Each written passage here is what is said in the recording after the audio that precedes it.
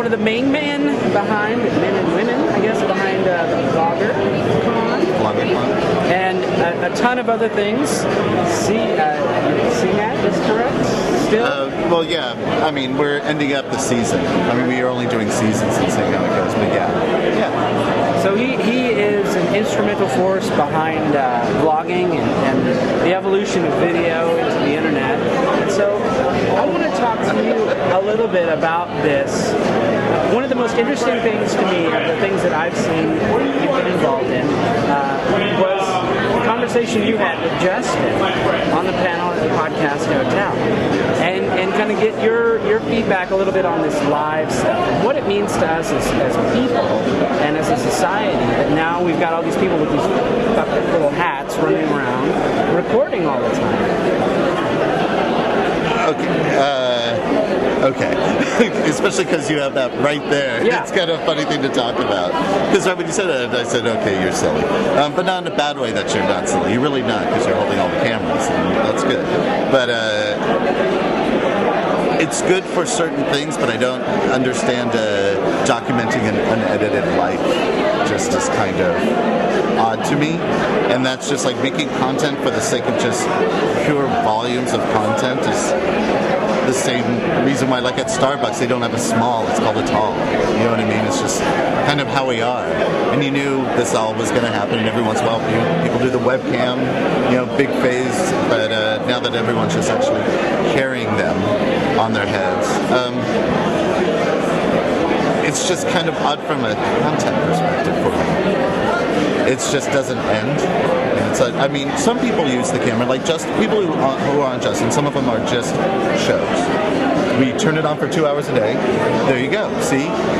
And that's a different thing. And you're a show and you're documenting an event. Now, change over to Justin's thing. Now that makes some sort of interesting juxtaposition, because he's here, isn't he? He was supposed to be. I haven't seen him since earlier today, but that isn't it. So, just now you can see both views. That's something cool, right? But normally, like, to have a show and to document an event, there's an actual, beginning, middle, and end. It's called crafting an idea. You are running around doing this, even though it's live, you have a concept of what you want to do, which is not what he's doing, which is just going through life, which I think is kind of not a piece of content. And I understand why people like it.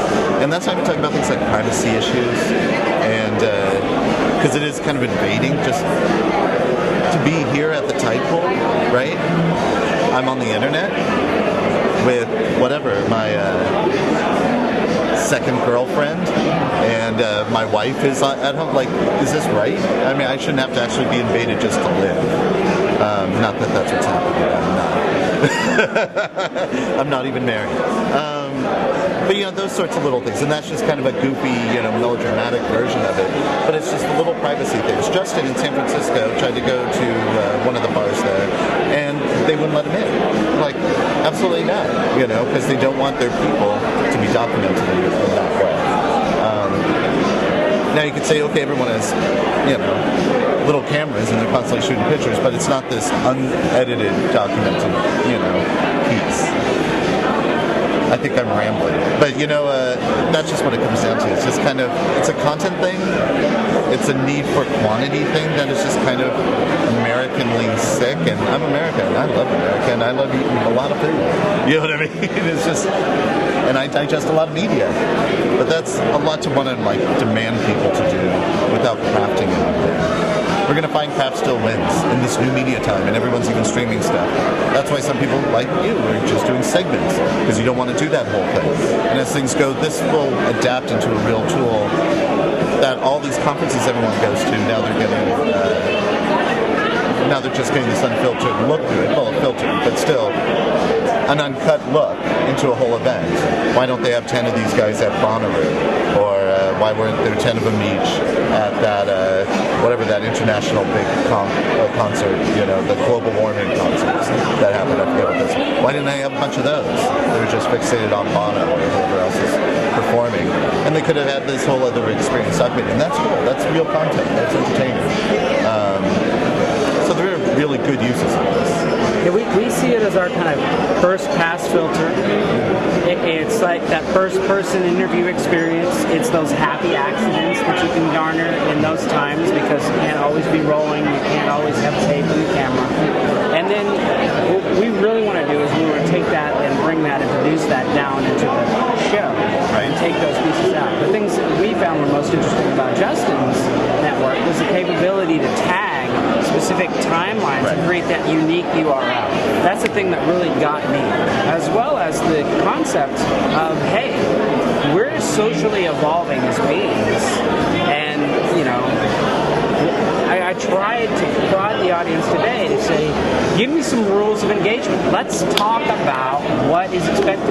What about IBM's patents on video scrambling technology? Yes. Shouldn't we put those in restrooms? Shouldn't those be cheap and highly available because of video cell phones and things like this just on TV? So what do you see as a culture, the American people, doing and reacting to this in the long term? When this becomes so prevalent that we have a society of gargoyles, as Stephen Nielsen called in Snow Crash. Right. Where do you see us as a society dealing with that kind of issue? Interesting. Interesting because I have that's kind of a big thing to kind of swallow about where exactly we are going to be like. Because even what I was just saying, these are only small little concepts that I can even conceive. It'll be interesting to have my kid wear one all the time because kids will always want to wear it, and I can see what the teachers are doing. You know what I mean? Things like that. There's going to be a lot of odd applications that people are going to recontextualize for their own use. Like what you're saying is where you could tag apart and get that chunk. Well, that's you doing that, but I could do that too. Right. By time. You know what I mean? So in other words, I could make a version of your show, and you can't do anything about it. Right? I mean, how does this footage, this is a question, is this footage copyrighted, or is it CC? Is the footage on Justin TV have some sort of, what are the boundaries that people can use the footage? We have not put any Creative Commons or any sort of licensing details so it's just not on there. Or is it, so that means it's copyrighted? Right now, as it stands, that would sit as copyright. However, our copyright model is Creative Commons, share alike, non-commercial. Okay, so you don't mind that people will like, all right, I'm going to take these parts, and this is what I'm going to do. Because I'm surprised no one has done that at Justin, to Justin who's been along, or iJustine, or any of these others that are doing really, I don't know who does really well on the thing, on the site, but I know people watch, a couple of these folks, right? And make their own little shows that are totally derogatory in various ways. I don't know, whatever that would be, whatever you wouldn't like. I'm gonna do clips of every time Justine bends over, and just do, I don't know, it's whatever it is. You know what I mean? That would be totally derogatory stuff for people. That'll be interesting. I'm surprised that hasn't happened yet. There are some things out on the wilds of YouTube and a couple of other places where people have taken there's that Justin TV guide, which is the whole user generated, this was the good stuff that Justin did, especially early on in the day when it was Justin, and that's kind of evolved. But as more and more of this happens, you're absolutely right. How do you as a producer deal with the fact that, Well, it's not even that, how do you deal with it, is when we're talking about, again, it comes down to just making so much content on these things. What exactly does that mean to have so much content? And that's part of it. It's people like, okay, if you're saying there's value in this content, then there must be more value than that one live stream. Does that make sense? Because the value, I don't think it's just the live part, or that's all that we're focusing on. It's like, it's a main part, but it's almost a MacGuffin in terms of getting you to really, here you go. If I was Justin TV, if I was you, Justin, this is what I would do. I would get major clips of it, right? I would make whole lists and make contests of, okay, let's say Justin always trips on the stairs, so make contests of making, collections of those clips. Now they're actually there for a while. He's looking for, I don't know how they figure out what's a good user and what's a bad user over at Justin. I guess you tune in and you watch it for 25 minutes. That's what you're looking for, right? This is not a thing. It's the length of a page view. You know what I mean? It's, so as you're talking to people about how are you going to make anything sell? You know what I mean? They need something to do, so there's some ads somewhere, right? Because it's definitely not in handing out beta codes. Like come and have a channel. That's not how you're going to make the money. How does something that? Because that's what it really comes about. They're pushing out all this content for a reason. Pushing out all this content because they want to make money. It's not in a negative way. Just this is the business. But what exactly is that business? The business is having a whole lot of content that people could do something with, I guess. Because, like I said, right now you concentrate on one thing. They watch it right now. But what about this, interview? And someone wants to make something about, how I'm just rambling on forever incoherently with a beer in my hand. Do you know what I mean? But there must be something there. There must be something value for that big pile of stuff. I know I've kind of strayed off your question of what's happening in the future, but these are the questions now that will decide what exactly that means. You know what I mean? Yeah. And right now like I said, just the live part is not the biggest thing to me. It's the amount of content that was created from the live part. Things last a little bit longer on the web than television. You know what I mean? And how is all this content going to translate into that? Because what made me think about it is when you were saying I could get these clips. That's just a totally little bit. Of course we do that. Of course we could all do that. Now what? Well, with the latest upgrade, you can actually now download 15-minute segments as FLV files. Wow, that's cool. So, but I'd say this is the what capacity. These are the questions I think about having so much information. We're getting more and more video made by everybody. How do we, I think a lot about how we index it, how we're going to find it. When I teach classes on it, I always talk about the Internet Archive, about making this depository of well-tagged footage, because later on we will be able to access this in a meaningful, historical, social document sort of way. You know what I mean? And that'll be amazing. Now, this stuff, you already have even more of that is a historical social document. But it's only being, it's all about the live TV right now.